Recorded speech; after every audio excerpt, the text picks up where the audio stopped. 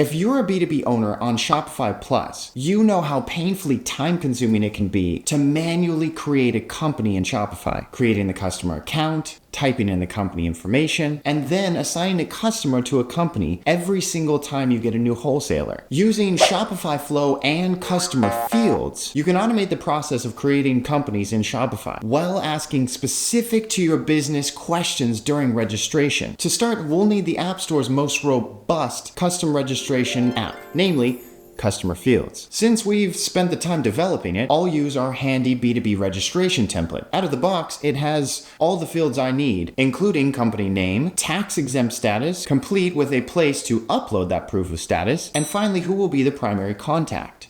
The form also has rules to automatically tag customers so I can segment, sort, and search in my customers page.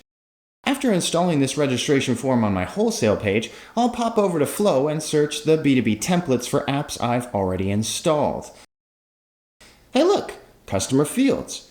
With this flow, whenever a wholesale customer is approved in the Customer Fields app, this workflow will create a company, assign an address to the company location, assign a customer as a company contact, assign a role to the contact, that is, whoever filled out the form gets a chosen role, and copy the customer's meta-field values to the company. Simply turn on the workflow and you're good to go. Let's test this out by first creating a dummy test account,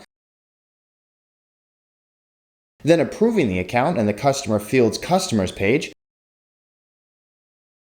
and finally checking the company's page in the Shopify admin.